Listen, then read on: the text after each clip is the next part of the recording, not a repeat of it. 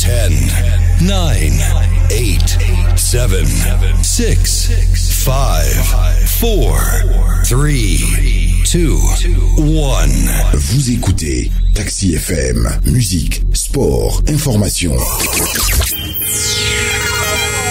Toutes vos passions sont forcément sur Taxi FM. Retrouvez tous les jours Eric Guetto aux commandes du meilleur taxi du matin. Taxi Media Show, c'est votre rendez-vous d'actualité matinale tous les jours de lundi à vendredi de 7h à 8h. Taxi Media Show, information, révélation, décryptage, tout ce qui fait la une est décortiqué par ceux qui font l'actualité. Taxi Media Show, c'est le meilleur taxi du matin. Bonjour à tous. Nous sommes très heureux de vous retrouver ce matin pour le dernier voyage, il faut le préciser, le dernier voyage de la semaine à bord de notre sympathique taxi. Le voyage sera fascinant, comme chaque matin d'ailleurs. La température à bord est maximale. Taxi Media Show, c'est vendredi aujourd'hui, vendredi 9 février 2018, bien sûr. Il est 7h, presque 7 minutes à Bekondiedi. C'est la même heure au Grand Carrefour d'Atikoumé. Bienvenue sur la Géniale. Irrigator, Taxi Media Show, pour tout comprendre de l'actualité. Et dans les prochaines minutes, notre tour d'horizon traditionnel des rédactions, nous avons choisi d'en visiter 4 ce matin. Il y a une qui se trouve à Tochi, c'est Courrier de la République. L'éveil de la nation est à Dido-Adin. L'alternative est logée à Baie. Et Togo, Média 24 se trouve à Agoué. On va y revenir avec les confrères qui seront au téléphone tout à l'heure.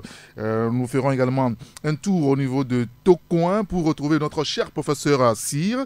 Il sera avec nous pour nettoyer les emplois fautifs. Et puis le sport, tout le sport avec Hugues Vignon-Atikpo. Il est à la rédaction. Il va nous rejoindre en studio tout à l'heure. Avec Irrigator, ici c'est différent. Taxi Media Show est une émission d'information dans laquelle interviennent en direct les acteurs qui font l'actualité. Et nous commençons avec le quotidien Togo Matin. Togo Matin qui parle de la crise et annonce le dialogue aussi. Le Togo a-t-il besoin d'une transition? C'est l'interrogation du confrère Togo Matin. Vous lirez l'article dans le journal C à la page 3. Économie numérique, Sina Lawson fait le point des activités du mois de janvier 2018. À lire aussi dans le journal. Et puis la CCIT qui rejette la demande de partenariat avec le SMC. Pourquoi cela? À découvrir à la page 11 du journal. Et puis un autre sujet sur la conférence de Niamey sur la lutte contre la sécheresse dans le Sahel. Paix et sécurité, 2 conditions nécessaires au bonheur des populations. Fort Nyasingbe pour un partage de renseignements. Vous lirez l'article à la page 2. Et puis il y a l'éditorial de notre confrère sur l'utilité d'une opposition en démocratie. Vous lirez l'article, c'est dans le quotidien Togo Matin.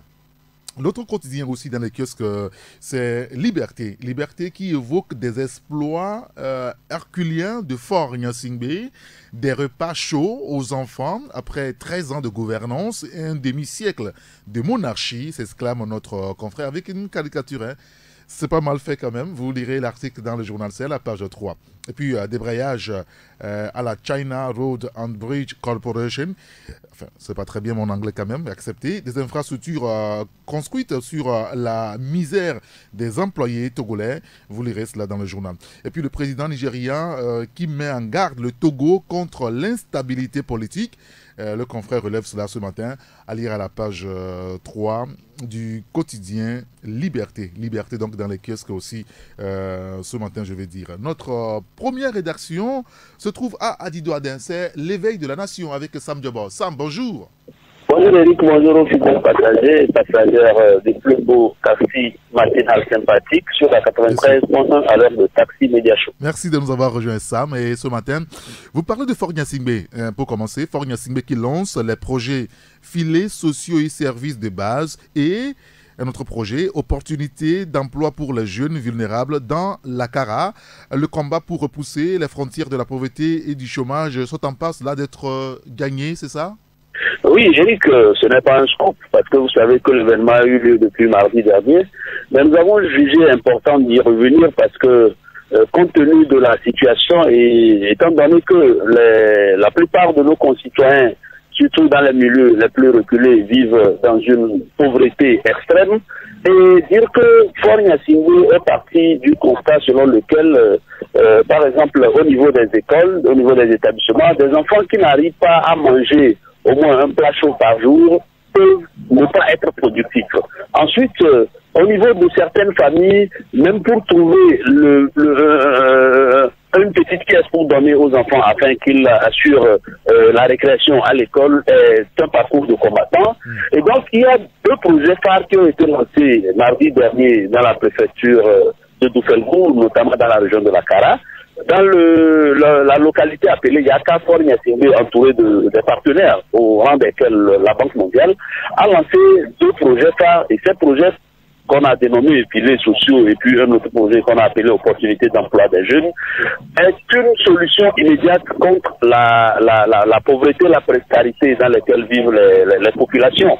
Quand vous prenez par exemple les filets sociaux, le projet filets sociaux permettra d'assurer aux ménages une meilleure couverture ou bien un meilleur accès aux infrastructures socio-économiques. C'est-à-dire, le projet filets sociaux prend en compte d'abord ce qu'on a appelé par le passé les cantines scolaires. Les cantines scolaires, ce projet qui constituait à donner des plats chauds aux enfants dans les écoles. Et ensuite, le transfert monétaire qui consistait aussi à allouer un fonds mensuel à des familles détectées et jugées comme familles défavorisées. Et donc, ça c'est la première phase de ce projet, qui est un projet phare qui prendra en compte plusieurs milliers de personnes et qui va être une solution efficace et durable contre la pauvreté. Ensuite, on a parlé d'opportunités d'emploi des jeunes vulnérables. Et dans ces conditions, vous savez, Eric, que la plupart du temps, vous allez voir des jeunes qui sont soit mal scolarisés, soit qui n'ont pas fini un apprentissage et qui sont comme ça dans la société et souvent même laissés à eux-mêmes. Alors, ce projet va prendre en compte ces jeunes qui doivent être âgés de 15 à 35 ans. Et c'est un projet qui va leur permettre de sortir de la précarité aussi en les aidant à acquérir des activités ou bien à trouver des activités génératrices de revenus et finalement à faire des gens utiles pour la société. Donc nous avons jugé important de revenir sur ces deux projets lancés par le chef de l'État mardi dernier et nous invitons nos lecteurs à découvrir l'article complet dans l'éveil de la nation 0530 de ce vendredi. Alors, c'est à la page 4 qu'on lira cet article et puis vous parlez également de la crise politique, le dialogue pour une sortie de crise. Les concessions que le pouvoir et l'opposition devraient faire, c'est ce que vous énumérez dans ce numéro, Sam? Oui, Eric, tout le monde parle de dialogue, mais depuis un certain temps, surtout au niveau de la presse, il y a le scepticisme qui s'est emparé des leaders d'opinion, des responsables d'organes, et c'est de bonne guerre. C'est au regard des attitudes des uns et des autres que la presse a commencé par prononcer peut-être le requiem de ce dialogue qui n'est pas encore ouvert. Mais nous pensons qu'on peut encore sauver l'essentiel, on peut encore sauver ce qui peut l'être, si dans chaque camp, chaque acteur décide de mettre de l'eau dans son vin, chaque acteur décide de faire des concessions. Alors, au niveau de l'opposition, nous avons estimé qu'il y a deux ou trois concessions fondamentales à faire. La première concession, si l'opposition vient aux discussions avec la revendication selon laquelle Fort Gnassingbé doit partir ici et maintenant du pouvoir, ça risque de poser un problème et un blocage. Donc, pour nous, l'opposition devra mettre au vestiaire cette revendication selon laquelle Fort Gnassingbé devrait partir du pouvoir. Ensuite, les concessions concernant la rétroactivité ou non de la loi, ou bien le projet de loi soumis aux députés et qui a fait objet d'études et d'adoption, c'est sûr que ce projet de loi va être discuté au niveau du dialogue, mais ce qui va encore bloquer les discussions, le point sur lequel les protagonistes peuvent achoper, ça sera aussi la rétroactivité ou non de l'article qui parle de la limitation du mandat présidentiel, étant donné que Fort Gnassingbé a déjà enregistré 2 mandats en arrière et qu'il est en train d'exécuter un 3e, oui. Ça sera un point posé sur la table. Donc nous pensons aussi qu'au niveau de l'opposition, il y a une concession à faire et cette concession doit tenir compte du principe universel de droit qui dit que la loi n'est pas rétroactive et si l'opposition fait un effort pour se surpasser et mettre de côté ce point aussi, on pourra évoluer dans le sens du dialogue. Alors, il y a aussi un troisième point que nous invitons nos lecteurs à découvrir dans l'apparition, mais au niveau du gouvernement du pouvoir en place, il y a aussi des concessions à faire. Parce que quand vous venez à un dialogue, vous ne venez pas pour tout prendre, vous ne venez pas pour tout gagner, vous venez pour perdre un peu, gagner un peu, et c'est comme ça qu'on peut ensemble s'entendre et puis aboutir à des recommandations. Donc, pour le gouvernement, nous avons pensé que le pouvoir en place devrait, parce que rappelez-vous, au niveau de l'Assemblée, il y avait eu l'avant-projet de loi avait connu, il y avait des points de comment ils ont appelé ça. Il y avait eu des amendements qui avaient été introduits par l'opposition. Aujourd'hui, il est question pour le pouvoir d'accepter les amendements que l'opposition va soumettre et ensemble, on pourra étudier ces amendements et voir ce qu'il faut faire. Ensuite, il faut que le pouvoir accepte que l'opposition amène le débat sur le fichier électoral et sur les structures qui organisent les élections. Parce que la plupart des Togolais font le procès à cette proposition de ne pas suffisamment parler des critères ou des conditions d'organisation des élections, mais de se focaliser directement sur le départ du pouvoir de Faure Gnassingbé, alors que le pouvoir, on est dans un état démocratique, le pouvoir, il doit forcément se prendre par les urnes et non par la rue. Et donc, nous pensons qu'il faut que le pouvoir aussi accepte que l'opposition mette sur la table des discussions cette question qui concerne le fichier électoral, la CENI, la Cour constitutionnelle, toutes les structures qui sont chargées d'organiser les élections. Alors, si dans un camp ou dans l'autre camp, chacun essaie de faire des concessions, les Togolais pourront enfin respirer. D'accord, très bien. Écoutez, on a compris. Vous avez quand même fait un autre article par rapport toujours à ce dialogue politique. Vous parlez de sérénité et optimisme. Constate avec agitation et provocation. Ça, on le lira toujours à la page 3 de votre journal. Et puis, vous parlez également des objectifs de développement durable, Sam. La production commune de l'ECMC devient une réalité aujourd'hui. Oui, l'ECMC, c'est l'entreprise sociale du marché commun lancée par celui qu'on ne présente plus au Togolais, M. Sama et Soham Lom. Cette entreprise a commencé par poser ses valises dans beaucoup de localités de notre pays. Et l'objectif poursuivi par cette entreprise, elle ambitionne d'être un outil de développement et qui va aider à la mise en œuvre des 17 objectifs de développement durable. Et la dernière fois, il était question pour le SMC de lancer la production commune. Et cette production commune a permis à cette entreprise d'expliquer de fond en comble à tous ceux qui étaient venus pour les écouter comment fonctionne le SMC, quels sont les différents produits mis à disposition des Togolais par le SMC.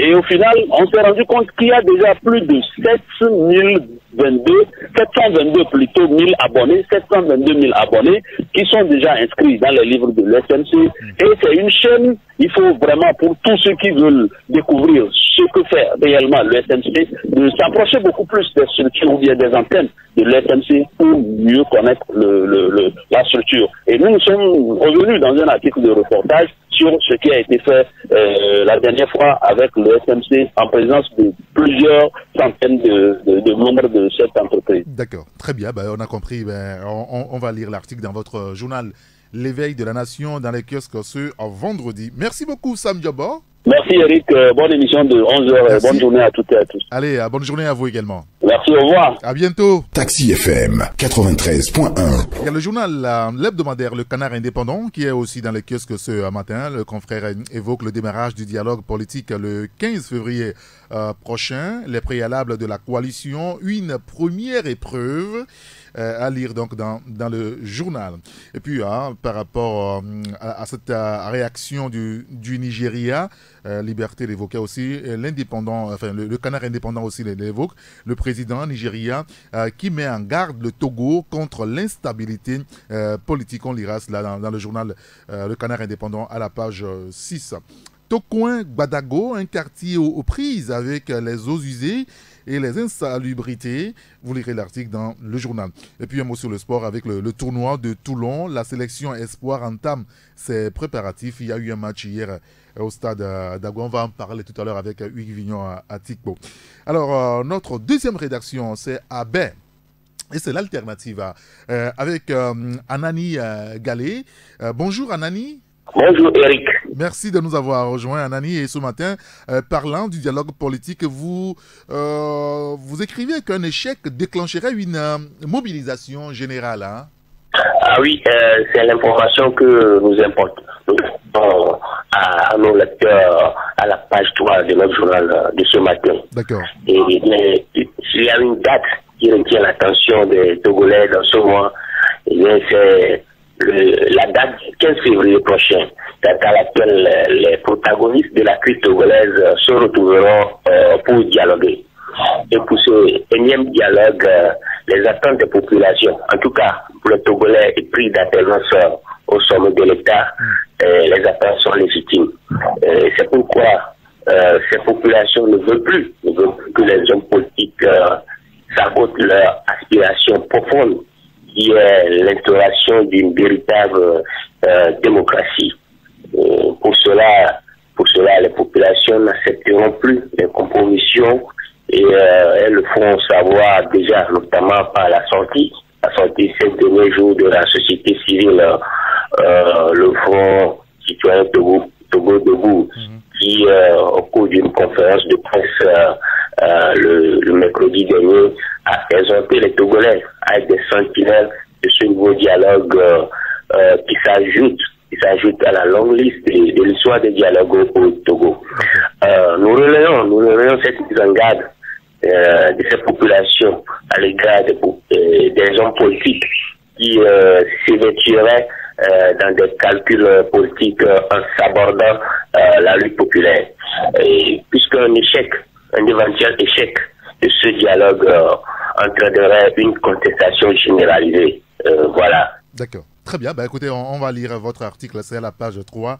Et vous le mentionnez tout à l'heure, Togo Debout appelle à la vigilance. Vous parlez également de l'Allemagne avec Martin Schulz qui prend la tête du ministère des Affaires étrangères. Quelle incidence, Anani, sur le cas togolais aujourd'hui? Tout à fait. Le parti CDU de la chancelière Angela Merkel est sorti très affaibli à l'issue des élections législatives. Et elle doit donc céder des postes clés de son gouvernement au parti SPD, avec lequel elle a fini par faire alliance. C'est ainsi que le portefeuille des affaires étrangères sera détenu par Martin Schulz du SPD. Ce dernier connaît bien la situation togolaise lorsqu'il était au Parlement. Il avait reçu plusieurs fois les hommes politiques togolais. Et comment le futur diplomate allemand devra s'y prendre avec le cas atypique de notre pays dans la sous-région où tous les pays ont connu l'alternance au sommet du pouvoir. Notre interrogation, ou bien l'interrogation que nous posons est fondée par rapport au fait qu'il est donné d'observer que l'Allemagne d'Angela Merkel est complaisante à certains égards avec le pouvoir de Lomé. Et on se rappelle le tollé soulevé par l'ancien ambassadeur allemand Volker Berreicham, pour qui le Togo fait mieux sur le plan de la bonne gouvernance en Afrique. Et donc, c'est au vu de tout cela que nous nous posons cette interrogation. D'accord, très bien. Écoutez, on lira votre article dans le journal à la page 3. Vous parlez également de la présidence de la République. La Rekiamania a le vent en poupe. Ça, on va en parler avec votre patron à 11h dans Taxi Presse. Le troisième sujet retenu à évoquer avec vous, c'est par rapport donc à ces poupées sexuelles, cet érotisme qui déshumanise l'homme finalement, Anani. Ah oui, à la page 7 de notre journal de ce matin, nous sommes appesantis un peu sur la nouvelle qui défait la chronique sur les réseaux sociaux, où on voit les poupées sexuelles dans des positions érotiques. Pour les concepteurs, c'est un moyen plus élaboré de se masturber, puisque ces figurines humaines permettent permettre à qui l'achète de se passer du plaisir humain. Nous disons que cette manière de réduire l'homme à un simple objet sexuel le déshumanise davantage. Et cela entraînera beaucoup de conséquences dans notre société qui ne jure que par la science et surtout pas le droit à tout individu de disposer de son corps comme il le veut. C'est l'exemple du soldat américain qui s'appelait auparavant Bradley Manning. C'était un homme. Bradley Manning qui subitement a suivi des opérations. Son corps est devenu femme et il ne s'appelle plus Bradley. Il s'appelle aujourd'hui Chelsea maintenant, il porte le pronom féminin puisqu'en temps il a changé ses attributs masculins et il est devenu femme. Et donc par rapport à tout ça, nous interpellons surtout avec le cas de ces poupées érotiques, nous interpellons les associations qui luttent pour une vie équilibrée au foyer. Et aussi, nous interpellons le gouvernement de prendre des mesures comme le Botswana. Le Botswana, qui est le pays, en tout cas le premier pays africain à interdire sur son sol ces poupées sexuelles. Voilà les informations que nous portons à la connaissance de nos lecteurs ce matin. Nous les invitons à se procurer le journal afin de découvrir d'autres sujets à l'intérieur de l'alternative de ce matin. Oui, comme la promotion de l'excellence, un prix de l'ambassade des États-Unis pour récompenser les journalistes. Merci beaucoup, Anani Galé. Merci, Eric, et bonne journée. Bonne journée à vous également. Sur Taxi FM, l'info roule. Nous avons aussi dans les kiosques ce vendredi l'hebdomadaire Togo Réveil. Togo Réveil qui évoque la poursuite du mandat social. Le président Faure lance à Yakal un nouveau projet. C'est bien ça, FSSB et OEJV.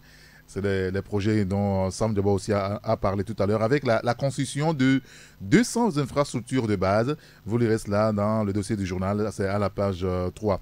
À quelques jours du dialogue, une coalition de 14 totalement déboussolée, renseigne notre confrère Togo Réveil, entre infrastructures ou entre infructueuses tentative de soulèvement populaire et rêve d'une transition imaginaire. Vous lirez l'article dans le journal C à la page 7. Et puis élection du bureau national de Fouadib. Les 17 objectifs de développement durable sont mis en branle, écrit notre confrère.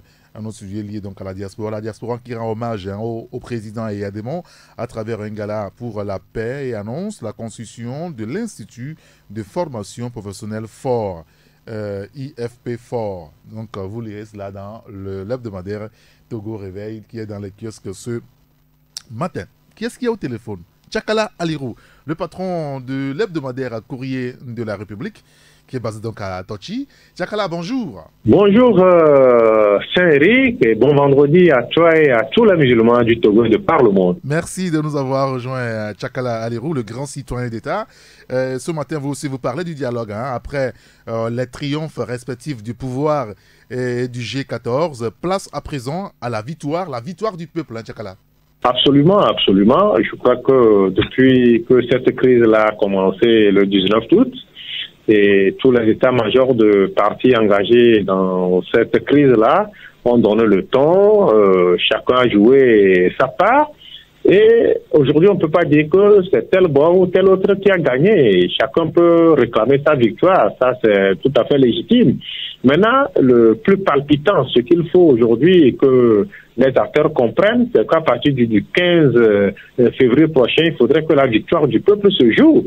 Et le peuple saurait rester là, les bras croisés, avant que, on ne plie les choses, qu'on vient lui dire que voilà ce que ton engagement politique a donné. Donc, il va falloir qu'il suive de très près ces acteurs politiques. Il va falloir qu'ils mettent du leur pour que ce dialogue qui est en instance puisse aboutir, pour qu'on finisse une fois de bon avec la lancinante crise, et aujourd'hui crise, demain on se retrouve autour d'une table de dialogue, et demain on dit que non, on a trouvé des issues heureuses pour la crise, et demain encore on replonge dans les travers. Donc je crois que le peuple doit se montrer jaloux. Le peuple a quand même payé le plus lourd, le prix fort dans cette crise, et aujourd'hui il faudrait quand même que la victoire lui revienne de droit. Et cette victoire, ça passe par quelque chose de concret, quelque chose de palpable, quelque chose qui va sceller quand même un renouveau, une renaissance du pays. Donc je crois que au niveau de certains partis politiques, on donne déjà la voix pour des prières, on lève les mains vers l'Éternel pour que au soir du 15 ou bien les jours qui suivront le 15 février prochain, le peuple puisse dire ouf, nous y sommes. Les acteurs politiques aussi puissent dire enfin cette crise-là, elle a eu quand même à faire bouger les lignes dans le bon sens, et que nous ne parlerons plus de crise, mais on parlera désormais des questions liées au développement du pays. Donc le peuple doit être jaloux. Le peuple, les acteurs politiques, qu'ils soient du pouvoir ou de l'opposition, ont déjà joué leur partition, ils ont déjà consacré leur triomphe. Donc il appartient au peuple aussi de sceller sa victoire en mettant cette pression maximale sur les acteurs politiques pour que au soir du 15 février ou bien les jours qui vont suivre, on puisse avoir le sourire, on puisse dire ah tiens, nous avons joué le bon combat. Et c'est pour cela, Jakala, que vous présentez un bréviaire de la réussite du dialogue, puisque vous parlez des 10 principes à observer par les acteurs politiques. Oui, on ne peut pas aller à ce dialogue-là sans avoir certaines prédispositions. Il faudrait que les gens essaient de renaître, parce que les esprits et les corps ont été éprouvés par les 6 mois de manifestations de crise. Il faudrait que les gens aillent là-bas pour se dire que nous allons pour consacrer la grandeur du pays. Nous allons là-bas pas pour nos agendas cachés, pas pour nos petits calculs égoïstes et partisans. Nous allons là-bas pour donner le meilleur à ce peuple-là qui a accepté de nous accompagner. Nous allons là-bas pour voir en l'autre un adversaire politique, un ennemi. Et nous allons là-bas pour montrer à l'opinion que, bon, nous sommes capables du meilleur pour le pays. Donc, je crois que nous avons essayé d'énumérer une dizaine de prédispositions que tous les acteurs qui se retrouveront autour de cette table-là devront prendre pour quand même que après le dialogue là, on puisse avoir des résultats probants, des résultats qui puissent consacrer le renouveau du pays. Parce que à force de végéter dans cette situation, qu'est-ce que nous donnerons à la postérité? Quel Togo on veut donner à la génération future? Un pays en crise, un pays qui aurait manqué quand même certains rendez-vous importants de l'histoire? Non, je crois que il faut aujourd'hui se dire que si nous sommes arrivés là-bas, c'est que toutes les voies utilisées par les différents acteurs, qu'ils soient du bord du pouvoir ou de l'opposition, n'ont pas su créer cette brèche-là qui puisse sortir le pays de sa situation. Donc, on est au dialogue, c'est que le peuple veut quelque chose de concret. Le peuple veut qu'après ces accords qu'on a vendangés, il faudrait aujourd'hui que nous grandissions. Donc, des prédispositions, tous les acteurs doivent l'avoir. On ne va pas là-bas pour créer des polémiques inutiles, on ne va pas là-bas pour peut-être tirer trop sur la ficelle, mais on va là-bas pour peut-être apporter quelque chose de neuf pour le pays, quelque chose qui va dire que, ah tiens, la crise, nous allons la conjuguer au passé. D'accord, très bien. Alors, vous évoquez aussi un sujet qu'on entend depuis quelques jours, quelques semaines dans l'opinion. Bon, enfin, difficile à vérifier quand même. Vous parlez de ces potins à prendre au sérieux quand même, des opposants et les mallettes d'argent, Jakala. Oui, et c'est pas la première fois que les gens apprennent cela. Donc, je crois que quand il y a crise, c'est le mercato des billets de banque auprès de certains acteurs politiques. Ces acteurs qui sont friands des espèces sonnantes et trébuchantes. Et ils ne se font pas prier avant de se délecter de ce qu'on leur propose. Et ça fait toujours le bruit. Nous n'avons pas sorti cet article-là pour peut-être créer une histoire qui ne s'impose pas bien. Nous tenons à mettre en garde que les préoccupations du peuple, ça ne se marchande pas. Que les gens peuvent le faire dans les pénombres, les gens peuvent le faire dans l'obscurité, mais ça paraîtra toujours au grand jour. Donc, les acteurs politiques, c'est vrai.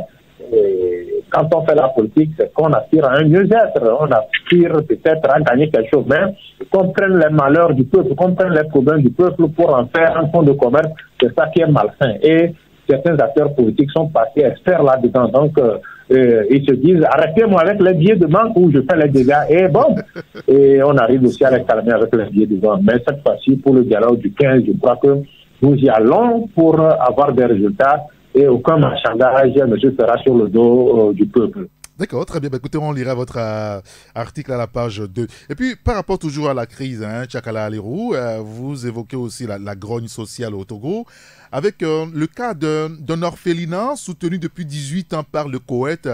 Cet orphelinat qui est sur le point de fermer, se trouve à Bafilo. Oui, c'est quelque chose de déplorable, c'est quelque chose qui frise le drame. Quand je suis de Bafilo, c'est pas parce que je suis de là que je suis en train de donner le temps. Parce que cette structure est en train de faire du bon boulot. Et plus de 900 enfants que cet orphelinat prend en compte. Donc des gens pour peut-être apprendre des métiers, d'autres pour peut-être fréquenter. Et cela se fait de façon responsable avec une certaine hauteur que les encadreurs. Mais depuis quelque temps, depuis que cette crise est née, je ne sais pas pour des raisons que nous ignorons, on a comme coupé les vivres pour la survie de cet orphelinat. Je crois qu'il faut quand même éviter ces amalgames, c'est vrai. C'est le Koweït qui apportait son soutien pour que les gens puissent avoir le strict minimum. Depuis quelque temps, le Koweït n'apporte plus cette aide conséquente-là. Donc, ils ne sont même pas sur le terrain. Donc, il faudrait que les autorités du pays renouent avec ses partenaires pour que cette crise-là ne fasse pas des dégâts des gens qui sont innocents, des gens qui ne voudraient pas que le pays, la situation que le pays vit, se retourne contre leur bien-être, contre leur vécu quotidien. Donc, c'est cet appel-là, et c'est un cri de cœur que nous sommes en train de lancer à l'endroit des premières autorités du pays pour que le cas de cet orphelinat, qui entre-temps était sous le couvert de l'Agence des musulmans d'Afrique, Togo, et qui est retourné entre-temps à aide directe, puisse peut-être vivre. Il faut que quand même cette structure survive. Peu importe ce qui se passe, politique, les détours, les raccourcis, tout ça là, mais ce qui importe aujourd'hui, c'est que les gens en ont assez de la mauvaise passe dans laquelle ils se trouvent. Il faudrait que, au niveau des premières autorités du pays, on puisse sortir cet orphelinat de cette situation quand même qui est en train de frôler le drame. Les gens n'en peuvent plus, les orphelins n'arrivent plus à avoir leur repas quotidien, n'arrivent plus à avoir l'éducation qui leur était promise. Donc je crois qu'on doit aller à ça. D'accord, très bien. Écoutez, on lira l'article dans votre journal, l'hebdomadaire Courrier de la République, dans les kiosques ce matin. Tchakala Alirou, merci beaucoup pour votre disponibilité. Merci à toi, Eric Gator, et bonne émission de 11h, et on te suivra avec le très grand plaisir. Très bien, merci, bonne journée à vous. Bonne journée à toi, bye bye. Il y a le journal L'Union pour la Patrie qui est aussi dans le kiosque ce matin, entre autres effets des deux nouveaux projets que Fonia Singbe a inauguré l'autre fois en faveur des plus pauvres. Les cantines scolaires à 12 000 écoliers, les transferts monétaires à 52 000 ménages. Vous lirez cela dans le journal L'Union pour la Patrie, c'est à la page 3, avec bien sûr la photo du chef de l'État et de la représentante résidente de la Banque mondiale au Togo, Mme Joëlle Dias. Enfin, je pense, on va bien prononcer. Vous lirez en tout cas l'article dans le journal, dans l'Union pour la Patrie ce matin. Décentralisation et prochaine élection des conseillers municipaux, les taxes et redevances légales qui feront vivre les 116 communes. Le confrère revient sur le sujet. Et un petit peu également sur la sécurité alimentaire, création d'emplois et la réduction de la pauvreté, faire le choix des produits forestiers non ligneux à valoriser. Et puis un autre sujet par rapport donc à des innovations, et parmi les innovations en vigueur depuis le 1er janvier 2018 pour élargir l'assiette fiscale, le plafond de l'impôt minimum forfaitaire est supprimé aujourd'hui. C'est dans le journal L'Union pour la Patrie que vous lirez l'article concernant donc ce sujet. Voilà. Et la dernière rédaction à visiter ce matin, c'est le site internet Togo Média 24, togomédia24.com, bien entendu. C'est Aubin Koutélé qui est au téléphone. Aubin, bonjour. Bonjour, c'est Eric et bonjour à tous les auditeurs du Taxi FM. Merci de nous avoir rejoints. Et ce matin, vous vous intéressez aussi à la politique et à la réaction de Togo, du Front citoyen Togo Debout. Nous aurons l'alternance, qu'ils le veulent ou pas. Ça, ce sont les propos du professeur David Dossin de Togo Debout.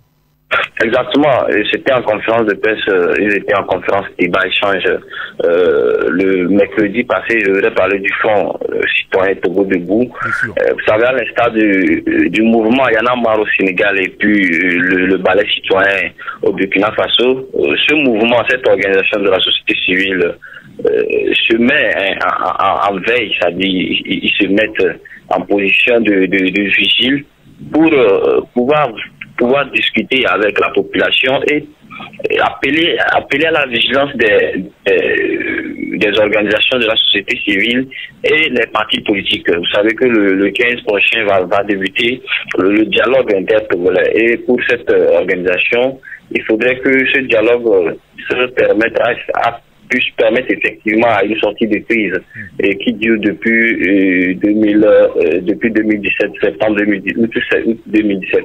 Pour le professeur David Dosset, il est le coordonnateur du mouvement et il dit, je cite, ce dialogue doit nous permettre d'obtenir ce que nous avons demandé pour une sortie de crise. Nous n'avons pas demandé le dialogue pour une faveur, mais pour une sortie de crise, a-t-il déclaré.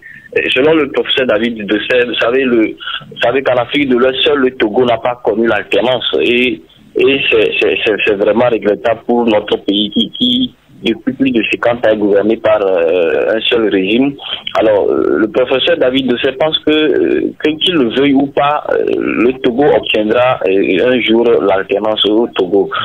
Donc, je pense que c'est un article que peuvent lire les lecteurs sur le site Togo Média 24.com. Parfait, très bien. Vous parlez également des immigrants togolais en Libye. On annonce près de 139 de ces immigrants clandestins togolais en Libye qui donc ont été rapatriés, je veux dire. Exactement, c'est ce que nous avons appris du communiqué du ministère des Affaires étrangères libyen qui a eu une rencontre avec le diplomate togolais en poste en Libye. Donc ils ont décidé au rapatriement de 139 immigrants. Vous savez, c'est la deuxième vague des immigrants. En janvier passé, il y a déjà une vague de près de plus de 100 personnes qui étaient déjà arrivées accueillies à l'aéroport international Gnassingbé Eyadema. Cette fois-ci, ça fait la deuxième vague.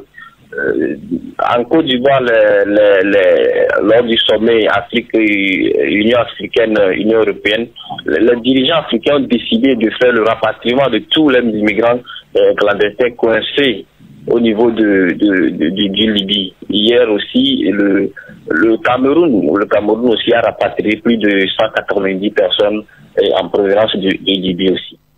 D'accord. Le troisième sujet à évoquer avec vous, Aubin, c'est par rapport donc au JO d'hiver 2018. Mathilde Amivi Petit-Jean pour défendre les couleurs du Togo finalement. Exactement. Dans 4 heures de temps où c'est en train d'animer Taxi Presse, oui. C'est-à-dire à 11 heures vont débuter les cérémonies d'ouverture de cette édition de 2018. Le Togo est présent, le Togo est présent, les gens vont se demander le Togo aussi, puisque ce sont des épreuves qui se déroulent dans un front extrême et que c'est souvent sur des terrains bien construits par rapport à la neige et aux latons. Le Togo est présent avec la représentante togolaise Mathilde Amivi Petit-Jean qui défendra les couleurs du Togo. Le Togo sera présent à cette édition de Pyongyang avec 7 autres pays africains. Normalement, il devrait y avoir 2 Togolais, c'est-à-dire, disons 2 Togolaises, Amivi et puis Afi Dipol. Malheureusement, Afi Dipol ne serait pas présente à cette cérémonie ou bien à cette compétition de 2018. Nous invitons les lecteurs de Togo Média à lire l'article et prendre en connaissance les raisons. Très bien, je peux vous assurer quand même que notre compatriote Mathilde Amivi Petit-Jean a une fervente supportrice dans la maison de la radio ici. Elle sera supportée par ma consoeur Diana Bodo. Très bien, elle nous a réveillés dans la maison de la radio ce matin avec cette histoire de JO d'hiver 2018 avec Mathilde Amivi Petit-Jean. Écoutez, écoutez-les, merci quand même pour votre disponibilité. Merci Saint-Éric et bon début de week-end à vous. Allez, bonne journée à vous. Merci, pareil. 93.1 Taxi FM. Et il y a aussi le journal L'Humanité qui est dans les kiosques ce matin. L'Humanité qui évoque les deux nouveaux projets lancés par le président Faure Gnassingbé contre la pauvreté. Des milliers de bénéficiaires jusqu'en 2021, assure notre confrère L'Humanité. L'article c'est à lire à la page 3 bien sûr. Le dialogue politique du 15 février prochain, des propos qui cachent mal un blocage dès le premier jour des discussions. De quoi s'agit-il? Vous lirez l'article pour une meilleure compréhension. Puis à l'université de Lomé, professeur Dodi Kokoroko contre la pagaille et la manipulation dans les revendications. Vous lirez l'article aussi dans le journal. Et puis un autre concernant donc la production commune de le SMC, les activités officiellement lancées par Soham Lom Sama, le patron de cette structure qui veut aussi travailler pour l'atteinte des objectifs de développement. Voilà les journaux qui sont donc dans les kiosques ce matin. Alors, chez vos marchands de journaux, vous pouvez trouver l'hebdomadaire Courrier de la République, le bi-hebdomadaire L'Alternative, le bi-hebdomadaire L'éveil de la Nation. Vous avez le quotidien Liberté, le quotidien Togo Matin, l'hebdomadaire Togo Réveil. Vous avez le Canard Indépendant également qui est dans les kiosques. Vous avez le bi-hebdomadaire L'Union pour la Patrie. Il y a aussi L'Humanité. Vous pouvez également jeter un coup d'œil sur le site togomedia24.com ou sur le site de votre radio, le www.radiotaxifm.com. Merci à vous tous qui nous suivez. Au Brésil, à Washington et à Nevada, doit-on signaler hier. Taxi Média Show, la clause Molière, c'est la chronique du professeur Cyr. Le professeur Cyr qui nous a rejoint à l'antenne.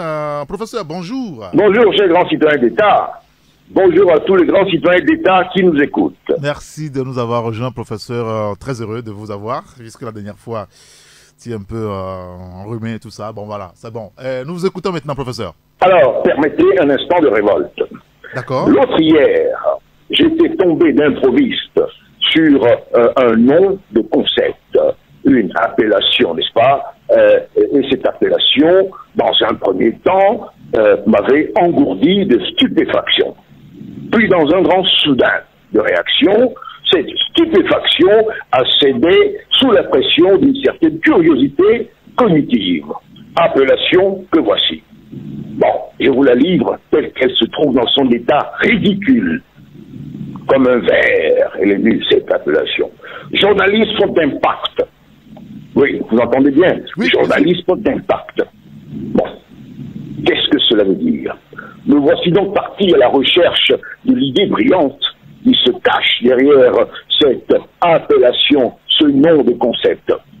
Bon, j'ai découvert quoi? J'ai découvert, à ma grande surprise, qu'il s'agissait en réalité d'un nouveau concept de journalisme qui voudrait amoindrir la place, au demeurant envahissante, du tragique, du sensationnel, du malheur, bref, du négatif, dans le traitement de l'information pour agrandir celle trop petite, voire inexistante, de ce qui apporte, projette quelques lumières sur ce qui marche, réussit, réunit les hommes autour du bonheur, bref, du positif.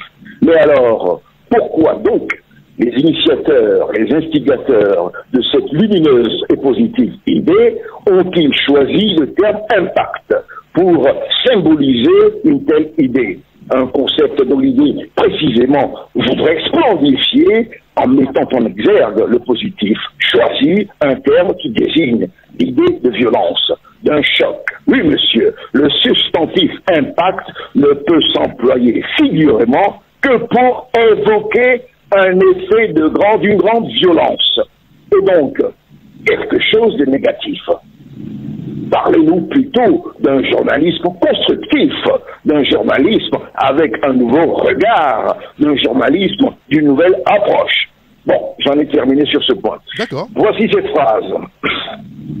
C'est au gouvernement d'envoyer ses techniciens se faire former afin de bien gérer les choses. Mais on s'en fout. Pourquoi ai-je retenu cette phrase? Parce que dans cette phrase, il y a le verbe s'en foutre. Bon.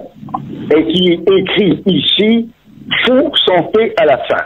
Bon, c'est un verbe qui est le verbe s'en foutre, qui est conjugué ici à la troisième personne du singulier. Et donc, fou ne s'écrit pas comme le substantif fou, comme je peux l'être, comme certains peuvent l'être, n'est-ce pas? Mais fou prend T à la fin. Je m'en fous, il y a S à la fin. Tu t'en fous, il y a S à la fin de fou. Et puis, il s'en fout, il y a T à la fin de fou. Bon, cette autre phrase. Je voudrais réagir par rapport à la question. Je voudrais réagir par rapport à la question. Par rapport, ici, est employé fautivement pour introduire le sujet, ce à quoi on se réfère, n'est-ce pas? Par rapport à, insinue l'idée de la comparaison. C'est une locution prépositive de comparaison. Elle sert à montrer que le sujet que l'on examine, dont on parle, possède telle ou telle caractéristique qui a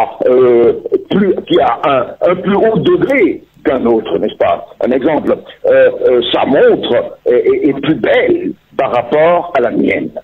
Ce qui signifie que littéralement, si on comparait nos deux montres, la sienne est plus belle. Bon, on dira, donc en bon français, ceci. Je voudrais réagir à la question et non pas par rapport à la question. Bon. Je viens maintenant à la revue de presse. Dans l'éveil de la nation, ce titre, le combat pour repousser les frontières de la pauvreté et du chômage en passe d'être gagné. Le combat pour repousser les frontières et la pauvreté et du chômage en passe d'être gagné. Dans la forme, dans le fond, ça n'est pas faux, mais sous la forme, j'ai une observation, une remarque à faire. Telle que la phrase est formulée, c'est le chômage qui est en passe d'être gagné, et non pas tout l'ensemble, c'est-à-dire le combat, n'est-ce pas? Puisque le verbe de l'action a été omis. Pour être plus précis et donc éviter tout malentendu, on dira ceci. Le combat pour repousser les frontières de la pauvreté et du chômage est en passe d'être gagné. Le verbe être là-bas vient renforcer le message, renforcer dans l'idée que le message voudrait exprimer. Alors, toujours dans l'éveil de la nation, ce titre, les concessions que pouvoir et opposition devraient faire. Les concessions que pouvoir et opposition devraient faire. Bon, les concessions que le pouvoir et l'opposition devraient faire. Soit, je dirais, inapproprié de ne pas utiliser l'article, n'est-ce pas? Alors, l'article vient renforcer le sujet qu'on veut mettre en exergue. Le pouvoir et l'opposition devraient faire. Bon, alors dans Togo Matin, Sina Lawson fait le point des activités du mois de janvier 2018. Sina Lawson fait le point des activités du mois de janvier 2018. Il fallait écrire plutôt ceci. Sina Lawson fait le point sur les activités du mois de janvier 2018. Et voilà, j'en ai terminé avec ta voix enrouée, monsieur le grand citoyen d'État. Non, c'est bon. Professeur, on a quand même compris, entendu l'essentiel. Merci quand même pour votre disponibilité à être avec nous les lundis, les mercredis et les vendredis, professeur. Je vous en prie. Bon début de week-end à tous les grands citoyens d'État de ce pays. Bonne journée à vous. Je vous en prie. Merci, merci. À bientôt. Revoir. Au revoir. Il va être 8h dans quelques points de secondes. Nous allons marquer la pause. On se retrouve juste après. Nous parlerons sport. Le sport avec Hugues Vignon-Attico. Taxi FM. Taxi FM. Jusqu'à 8h15, Taxi Media Show. Taxi Média Show, la chronique des sports. Les sports avec Hugues Vignon à Tico. Hugues, bonjour. Oui, bonjour Eric Gato. Merci de nous avoir rejoints. On va commencer par les préparatifs des éperviers espoirs pour le tournoi de Toulon. Le premier stage de regroupement s'est achevé hier par un match amical contre l'AS OTR. Le score à l'arrivée? Un but partout. Parfait. Un match qui a permis donc au staff technique des éperviers espoirs, notamment le duo Abalo Dossé et Julien Chevalier, d'évaluer ce premier stade de regroupement entamé depuis lundi à Lomé. On va dire que dans ce match, la domination des éperviers espoirs a été concrétisée en seconde période par un penalty que s'est chargé de concrétiser Vincent Victor à la 67e minute de jeu.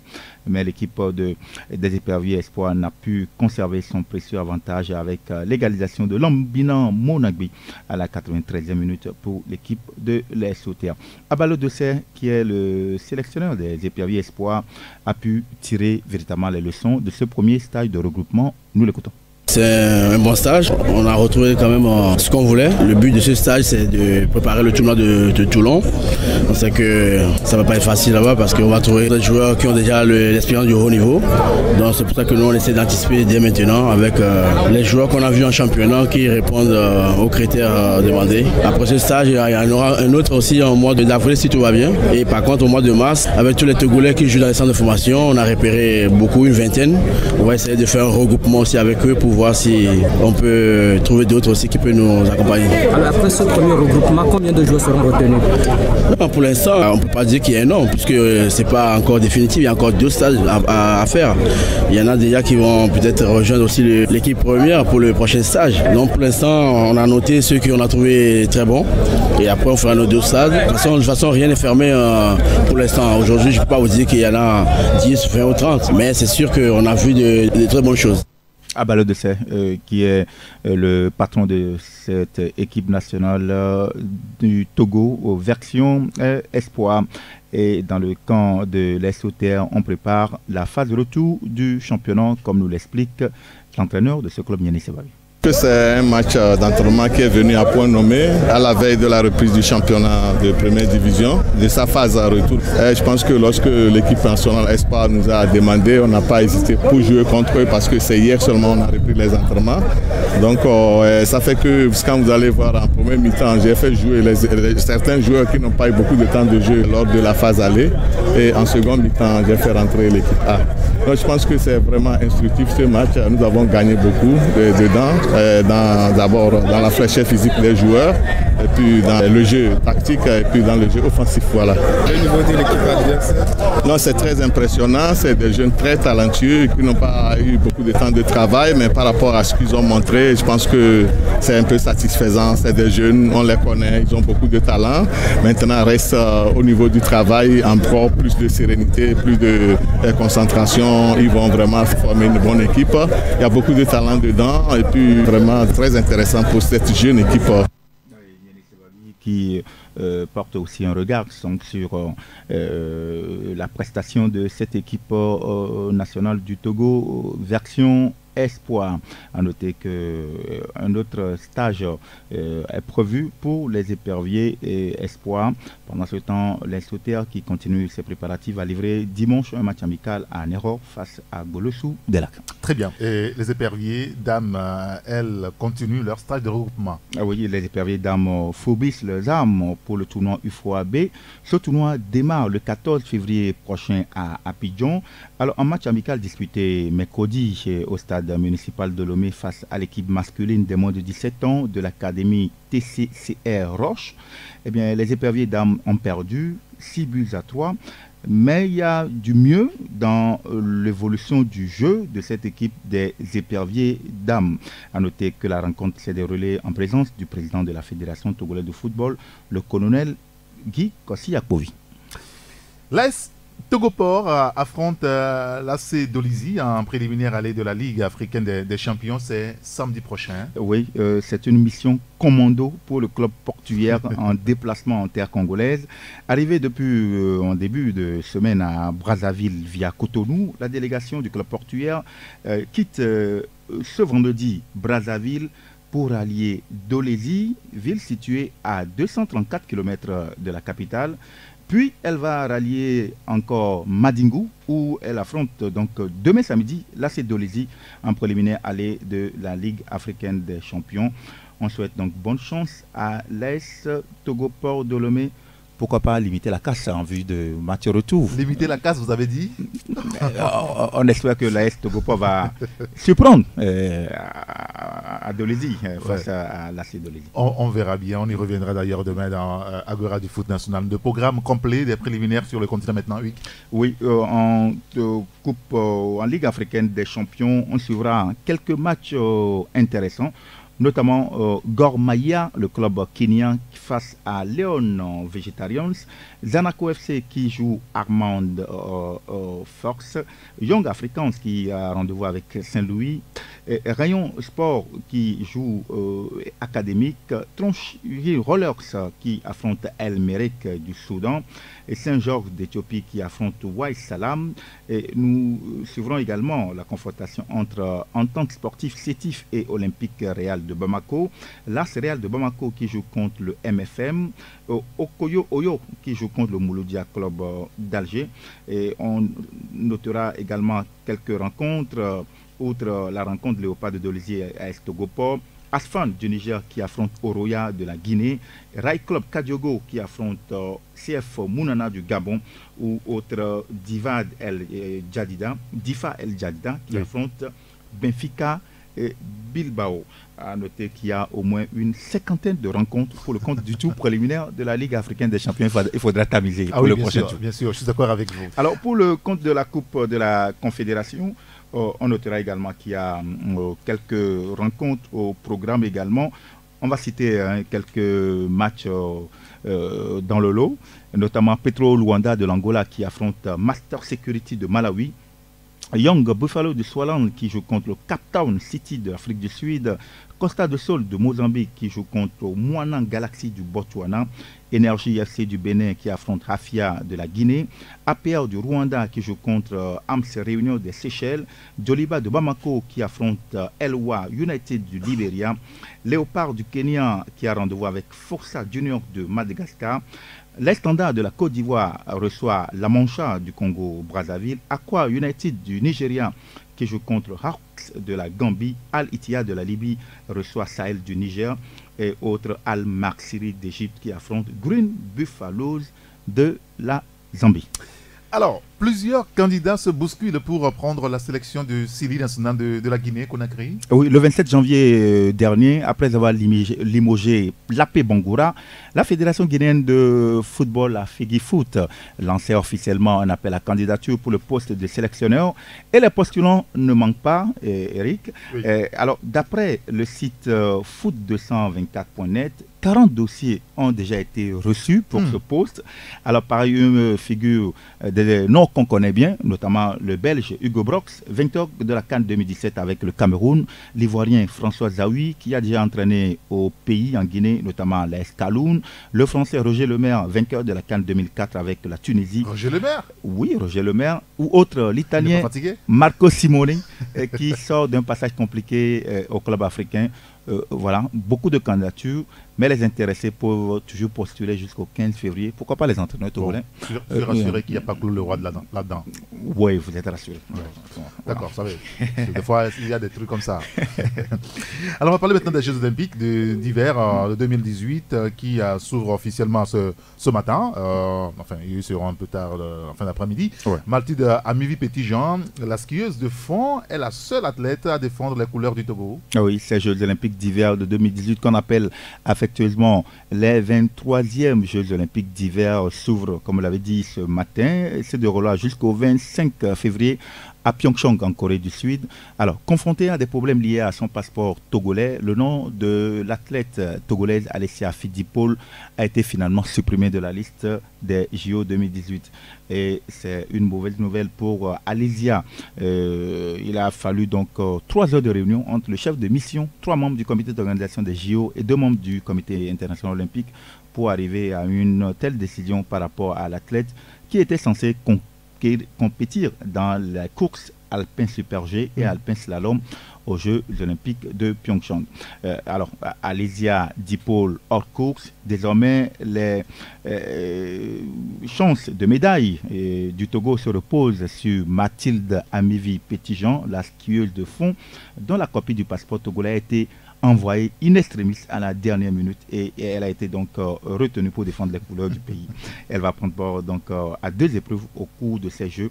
Elle est donc confiante pour faire de belles prestations à Pyeongchang. On va suivre les prestations de Mathilde Amivi Petitjean aux Jeux olympiques d'hiver. Vous savez qu'elle a une supportrice dans la maison de la radio. Oui, Diana Bodo. Voilà. D'accord, très bien.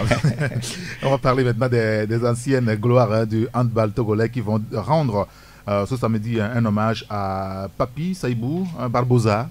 Papi Saïbou Barbosa, je rappelle qu'il est ancien président des ténors du Togo, mais il est décédé le 1er novembre 2017. Alors pour lui rendre hommage, les vieilles gloires de handball vont participer donc à un tournoi international de la discipline contre leur homologue du Bénin, du Ghana, de la Côte d'Ivoire et du Nigeria.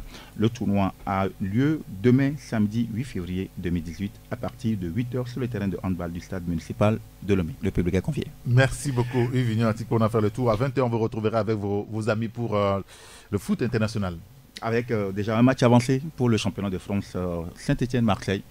Ce sera véritablement un match qui va donner le ton d'une nouvelle journée de la Ligue. On va décortiquer tout ça. Oui, heureusement que vous et nous, on est sur la même longueur d'onde de ce côté-là. On va souhaiter la belle victoire de l'Olympique de Marseille. Ils sont habitués à mettre les 6, les 8, les 9. Vous comprenez? En revanche, ils seront posés au Paris Saint-Germain pour le tirage au sort des quarts de finale. Les quarts de finale. Du Classico. Oh ouais.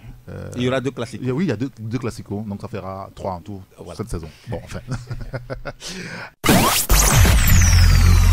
10, 9, 8, 7, 6, 5, 4, 3, 2, 1. Vous écoutez Taxi FM, musique, sport, information. Toutes vos passions sont forcément sur Taxi FM.